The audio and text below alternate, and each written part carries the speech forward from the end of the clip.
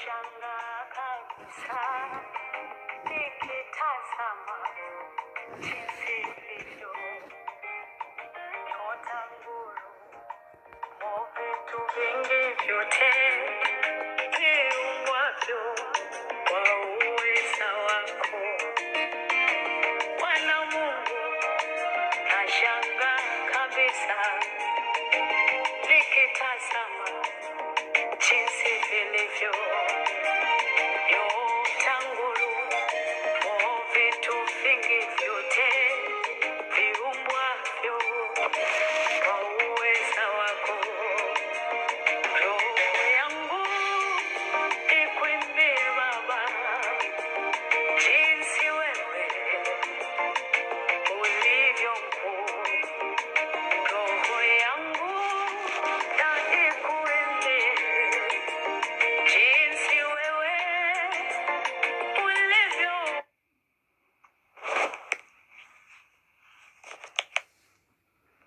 Bonjour, bonjour ou bonsoir selon que vous recevez ce message. Une fois de plus, je viens pour notre échange habituel.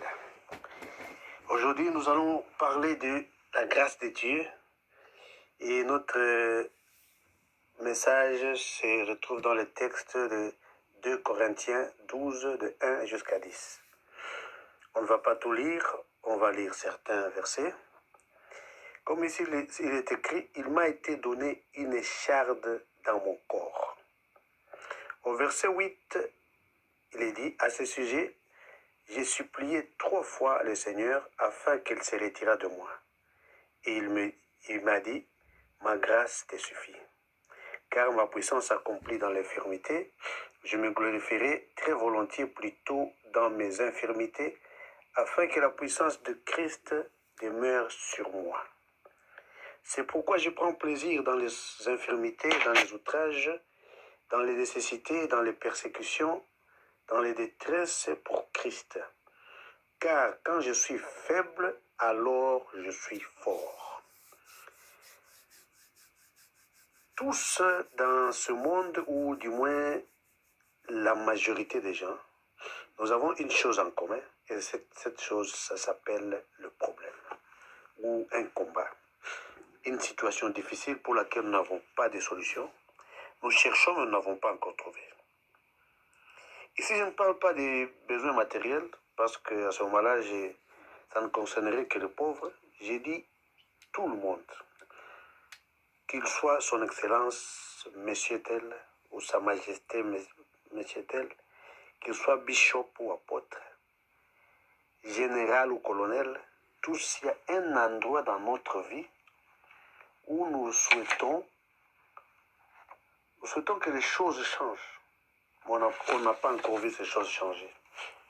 Tu peux être financièrement bien, mais dans la santé, il y a quelque chose qui ne marche pas. Et chaque fois que tu veux te vanter de ce que tu as, la santé te rappelle qu'il y a quelque chose qui ne va pas. Tu peux être un archibishop.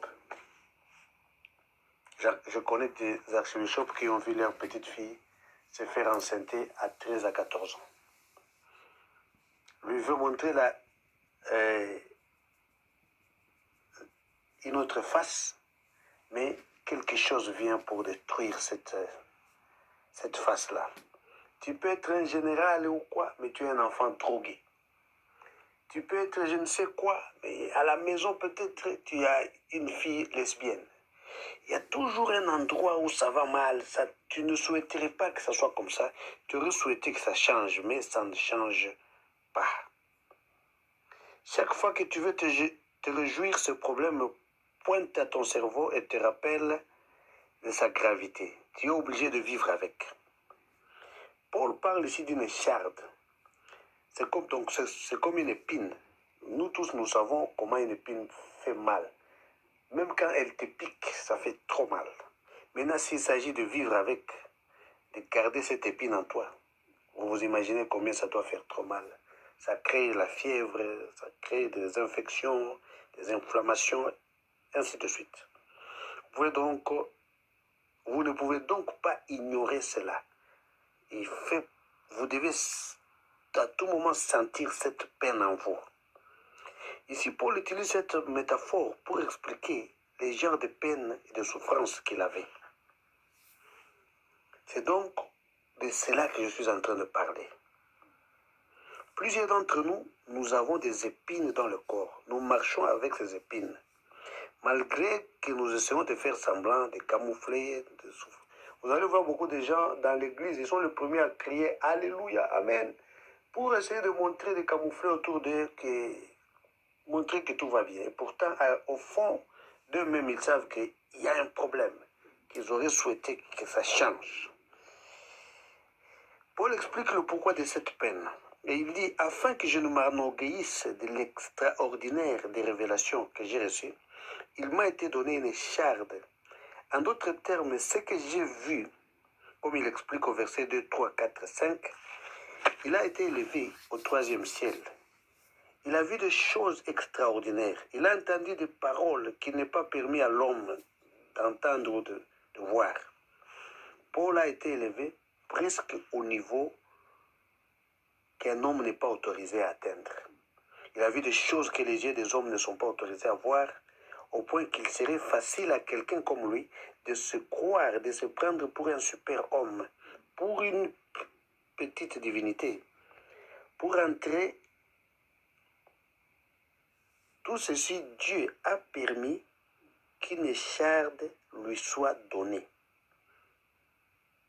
C'est là pour éviter qu'il ne puisse penser qu'il est devenu quelque chose d'autre, pour ne pas se faire adorer. La raison, c'est quoi? Dieu veut, que ce soit pour Paul, que ce soit pour nous autres aussi quand nous avons des problèmes, Dieu veut nous rappeler notre humanité. Des fois, tu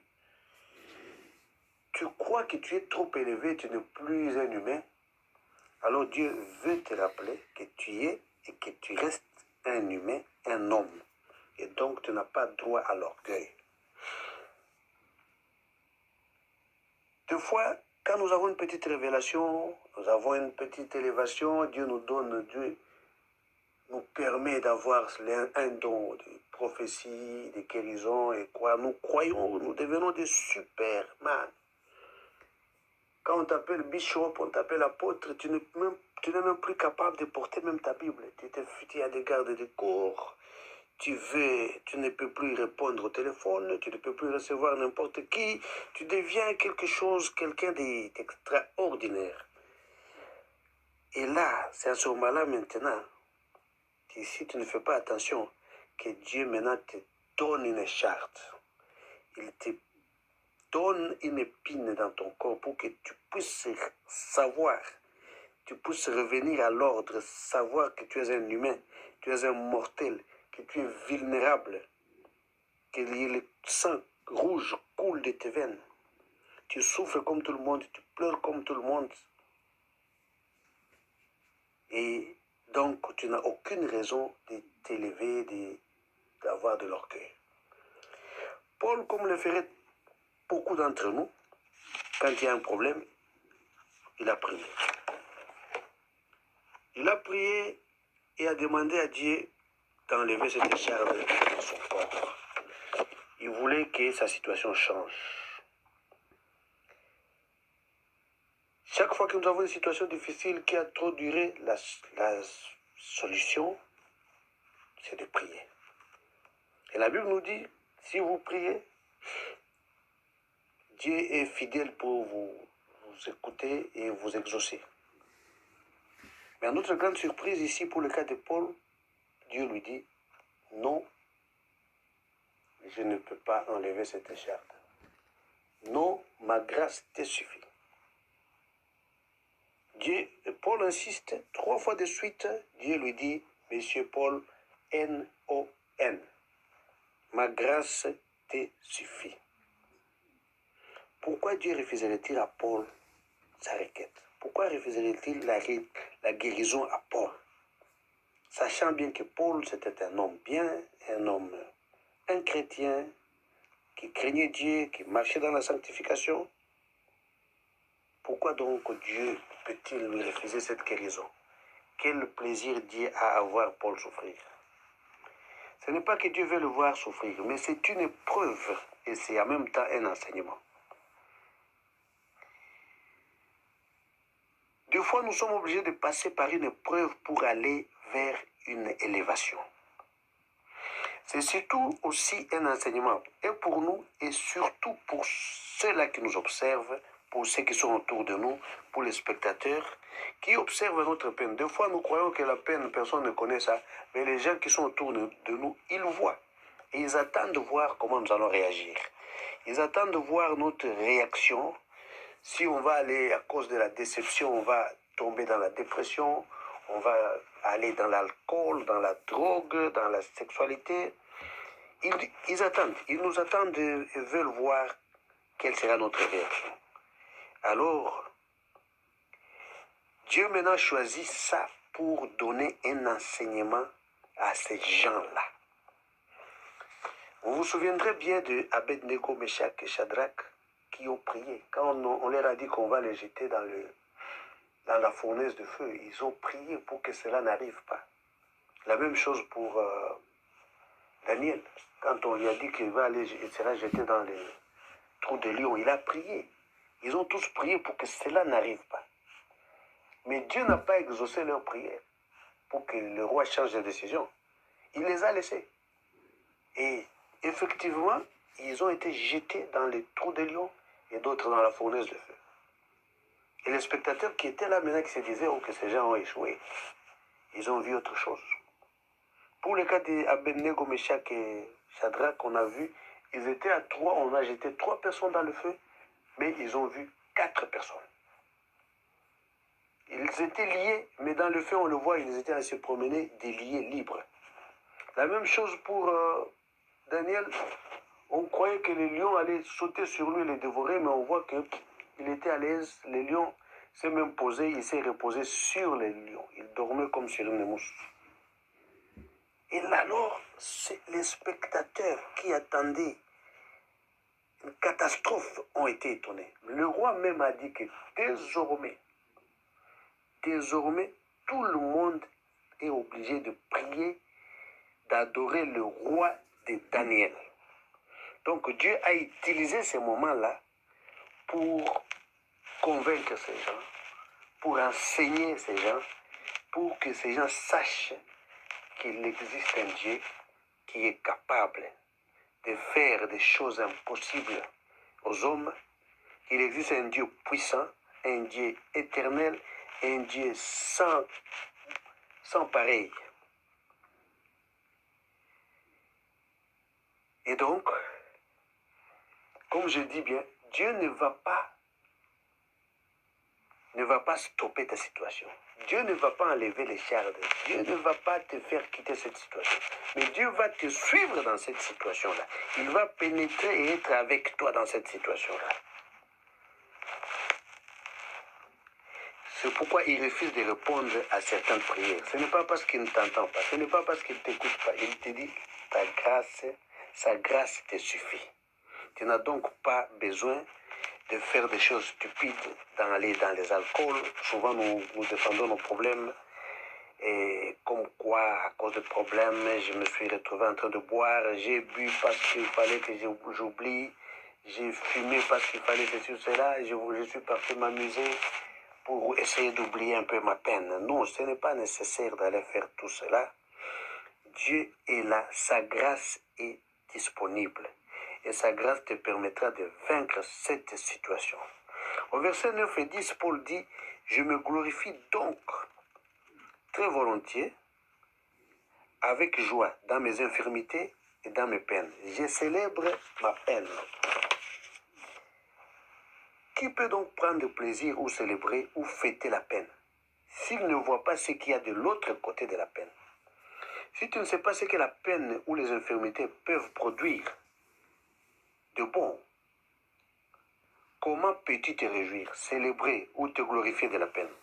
C'est comme une femme enceinte, une femme qui va donner naissance. Elle souffre, elle a de la peine. Mais elle célèbre cette peine car elle sait que cette peine va produire quelque chose de bon. Cette peine va produire un bébé. C'est donc l'espérance de ce qui viendra après cette peine qui fait que tu célèbres. Et c'est à ce moment-là que tu poses des actes que beaucoup de gens ne peuvent pas comprendre, quand tous les gens attendent que tu te renfermes sur toi-même, que tu poses des actes négatifs, que tu tombes dans la dépression, dans l'alcool et tout ça, ils te voient en train de célébrer, en train de danser, en train de louer le Seigneur. Ils ne comprennent pas comment cet homme, avec tout ce qu'il a comme problème, il peut célébrer encore ce Dieu-là. Ils ne savent pas que toi, tu vois au-delà des problèmes, au-delà de la peine. Paul dit, car quand je suis faible, c'est à ce moment-là que je suis fort. Ceci signifie que quand moi, Paul, comme homme, je ne peux plus rien faire, c'est à ce moment-là que Dieu vient. À ce moment-là que la grâce de Dieu vient prendre le dessus. C'est à ce moment-là que la grâce de Dieu intervient. Quand moi, je suis encore capable de faire quelque chose, Dieu ne vient pas. Mais quand je suis faible, alors Dieu vient. Et quand Dieu vient, je suis fort. C'est ce qu'il veut dire là-bas. Quand je suis faible, c'est à ce moment-là que je suis fort. Car quand je n'en peux plus, donc je laisse la place maintenant à Dieu. Dieu ne fait jamais des choses pour créer la confusion. Quand tu vois que toi aussi tu peux faire, il te laisse d'abord. Et quand tu dis, je n'en peux plus, à ce moment-là, il intervient, il dit, c'est maintenant le moment de faire. Donc, la grâce de Dieu te suffit, me suffit, me suffit. Cher ami, donc, chaque fois que tu traverseras un problème comme celui-là, ne te décourage pas. Ne crois pas que Dieu t'a abandonné. Il est en train de te former, il est en train de t'enseigner, il est en train d'enseigner tes alentours, les gens qui sont autour de toi, les spectateurs, les gens qui se moquent de toi. Et donc, en fin de compte, sa grâce va primer et tu vas gagner. Que tu sois béni et que tu continues à compter sur Dieu. Ne te décourage pas, ne fais pas de bêtises à cause de problèmes. Sache que Dieu est là et qu'il est capable. Amen. Que Dieu te bénisse.